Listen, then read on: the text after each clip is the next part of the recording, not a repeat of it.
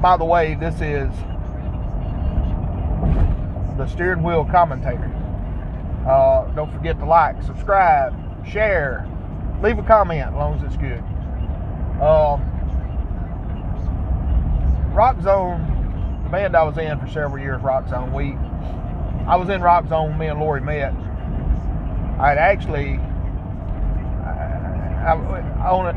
When me and Lori met, I was in more than one band. There was one point I was in like 3 or 4 bands at the same time. You know, I had friends that had bands and they needed a singer. So, you know, I mean, I ain't the greatest of singers, but I was a singer. So they would want me to come and sing with them. And so anyway,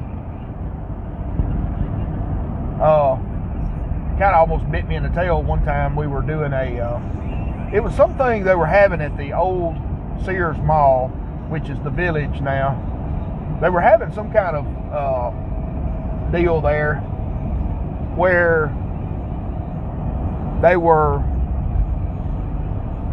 us to play, you know, do shows, you know, do a gig and everything. And 3 of the bands that I was in at the time were all scheduled to play it. And so I ended up singing for 3 different bands at the same gig, which was kind of wild, but it was kind of fun too. And we got on WTVA News as well. So anyway, that was kind of an experience. But anyway, I'm gonna divert from that and go on to a Rox Zone story where we've got this. For a period of time in 95 and 96, we had a booking agent from Jackson. I can't, and for the life of me, I cannot remember what her name was. But she wanted to book us. She started booking us and the problem is she was booking us Jackson, Louisiana, you know, Jackson, Mississippi, and Louisiana, and stuff like that. And it was kind of tough on us because we were, I mean, we live in Northeast Mississippi, so, you know, it's kind of tough. Most of you guys know what that's all about. You try to leave work early on Friday. You make sure you're loaded up, ready to go if you can be, and you pull out as soon as you get off work, and you head down there and get set up. Well, we had, at the time, we had 2 vans. And so we could haul all of our PA equipment, you know, in both vans at the same time. Anyway, one of the shows in particular that I remember right off the bat that was not a good experience. And you know, you always have those shows that's just not a good experience. It just, you know, you're ready to get through and get out of there. I mean, that's basically what it was. And you know, I think we only played there one night, and that was the Eureka Theater in Batesville, Mississippi. I don't remember us playing 2 nights. If we played 2 nights, we didn't do any video. We videoed one of the nights. So I have pretty much the whole night of that, you know, that show that we done there. But I don't remember if we done 2 nights or not. Most of the time we would do 2 nights, so I don't remember if we done 2 nights or 1 night. But anyway, I only videoed 1 night, and really nice theater.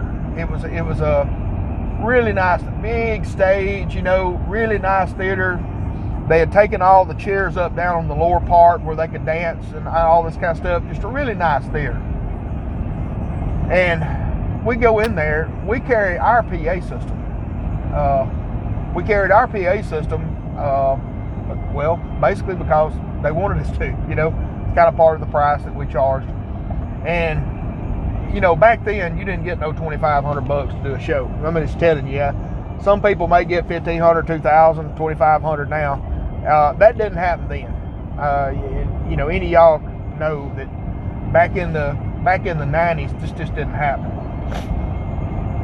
For a local musician, it seldom ever happened. Anyway, Some of y'all might be big dogs, and it did happen, but it didn't happen with us. Anyway, so I was we go to get to the Eureka, and they have this great, awesome PA system there. They had all EV equipment, had subs, everything. I mean, they were set up. So when they done their DJ thing between sets, you know, they were killing it. All right. Well, we had a pretty nice PA system ourselves. We had two PV 3020s, and we had two 415 PV low ends. And it took a van to haul just the speakers, but we hauled them. Anyway, we unloaded, set up there at Eureka. And y'all, I'm not kidding. From I'm talking about from almost note one, the manager come out there and say something about, well, it's a little too loud. Well, it's too loud. Well, it's just a little too loud. And we were like, okay, so we turn it down. I mean, look, they're paying us to do a show. We do the show the way they want it. You know, you know, if you're a touring musician, if you know what I'm talking about. If you're a gigging musician, you know what I'm talking about. They're hiring you to do a show for them. So you don't go in and tell them how you're going to do the show. You know, you do it the way they want it. So we kept cutting it down, and basically ended up, we were playing almost with stage volume, stage sound, doing the show. And they was still talking about it was too loud. We were just so...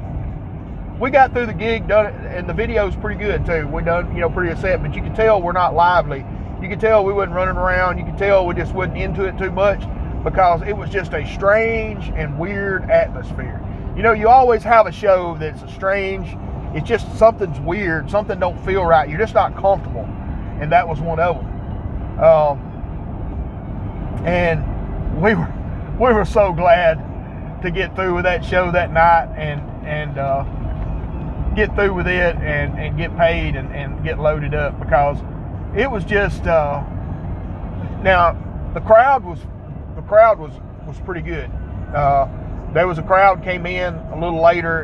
It was one of those places where I think the people, you have a certain crowd that comes in kind of early, and then you have this other crowd that comes from another place that comes in later. You know what I'm talking about. And so the crowd was pretty good. You know, they were getting into it and everything, but it was just, when you have the management bearing down on you about too loud, too this, too that, just being weird about things, it really does hurt your attitude with the show. And you have to, I mean, you still gotta bear through it. You gotta go through it. If you want to play a show anywhere, you had to keep going. You had to do it.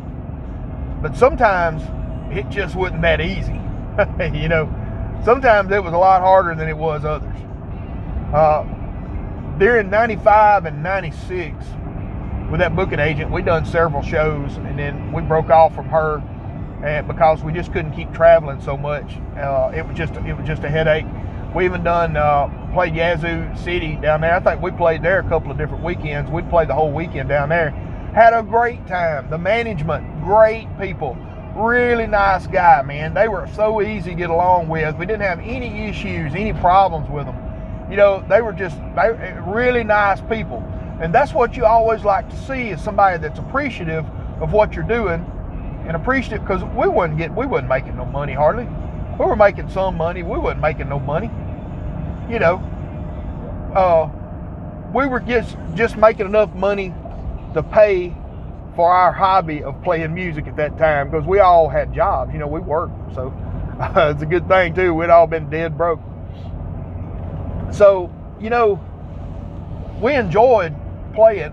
We played another place there in Jackson when she had booked us. I can't remember the name of the club for nothing. It was like a sports bar there in Jackson. When we played it, we had a great time. Although when we first got there, I may have to break off. Let me stop there, because I want to tell a separate story about that one, because it'll take me a little while and the video's about over. But we had, you know, everybody out there, if you got stories about some of the good gigs and the bad gigs, because I've got some stories about some gigs. It's pretty wild. So anyway, I'm going to end it here, and just know to like, share, subscribe, leave a comment. Well, pick up. What are you doing, son? You got to turn the wheel. And we'll see you next time on the Steering Wheel Commentator.